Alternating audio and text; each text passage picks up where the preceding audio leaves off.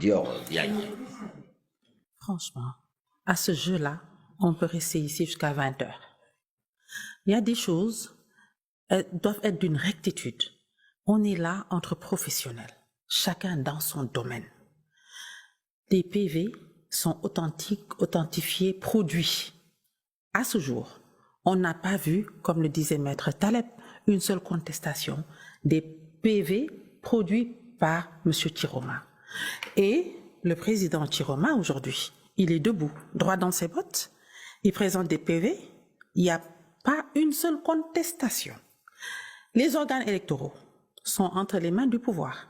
Et les CAM, c'est le pouvoir. Le Conseil constitutionnel, c'est le pouvoir. Ce dont on veut accuser aujourd'hui M. Chiroma, il n'en a pas les moyens parce qu'il n'a pas les moyens d'État. C'est la raison pour laquelle il a anticipé. Mieux encore, pour la présence des bureaux de vote, avec d'autres partis politiques, ils ont mutualisé. Dans les grands centres, il n'y avait pas que le parti de M. Chiroma. Il y avait également le MRC. Et ils se sont répartis les tâches. Ils ont pris les PV sortis des urnes. Et ce sont ces PV qui vont à ELECAM et après qui atterrissent au niveau du Conseil constitutionnel. Et c'est eux qui prennent 15 jours pour sortir des résultats qu'ils ont obtenus dès le premier jour. Pour faire quoi? Moi, je dis que ELECAM et le Conseil constitutionnel, excusez-moi, au Cameroun, c'est un laboratoire de fabrique, un laboratoire de fabrique. Cette fameuse loi qui donne le droit à 15 jours, une loi absurde, est abrogée. Cette loi est absurde. Il n'y a aucun pays au monde où on est capable de dire « nous allons proclamer les résultats 15 jours après ». Et dans le même pays, l'audit du fichier électoral est discutable. L'accès aux médias est discutable. Les moyens mis à disposition le sont tout autant. Ce sont là les éléments. Sauf que pour l'instant, c'est ça la loi. Bien entendu, mais enfin, une loi est souvent faite par ceux qui sont en majorité, souvent parce qu'elle les arrange. Et donc, nous sommes dans une loi d'intérêt. Une loi qui favorise ceux qui sont au pouvoir. Mais enfin, revenons à la question. Revenons maintenant. Et puis, dernier point, 43 ans, même la Corée du Nord n'est pas arrivée à ça. Et vous pouvez difficilement dire, j'incarne un avenir, à 43 ans, après 43 ans de règne. L'âge n'est pas un crime, ni un délit, mais l'âge est une réalité. À 92 ans, 93 ans, peut-être 1 ou 2 ans de plus, vous allez dire aux Camerounais, donnez-moi 7 ans de plus. Ce que je n'ai pas fait à mon âge quand j'étais jeune, ce que je n'ai pas fait pendant 43 ans, je le fais maintenant. Je reviens maintenant à votre question. Pardon, évidemment, pour cette digression que vous n'attendiez pas. Le président Chiroma, le président élu, a fait un choix, Marie-Roger vient de le dire, qui est assez original.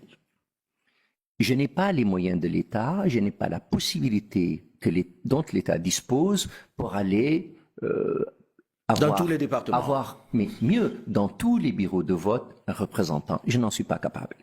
Mais comme il sait lire une carte électorale, comme il sait déchiffrer un fichier électoral, il s'est dit une chose toute simple.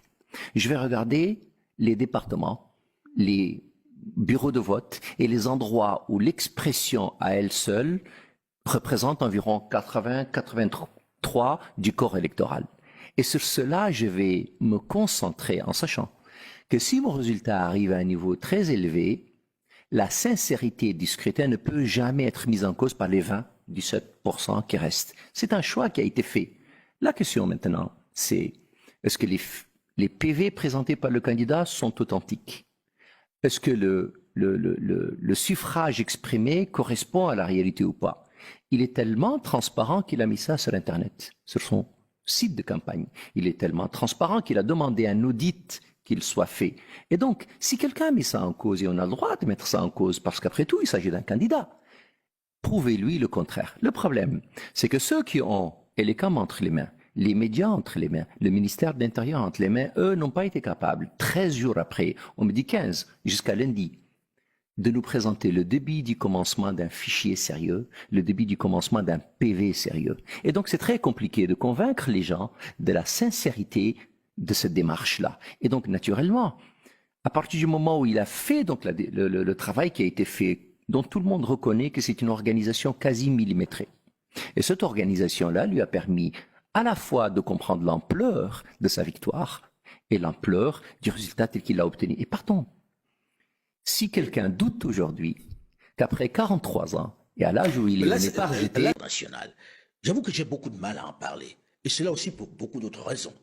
Il suffit de dire une phrase pour que, d'un côté comme de l'autre, on sorte l'artillerie lourde avec toute la rhétorique sectaire, tribale et communautaire.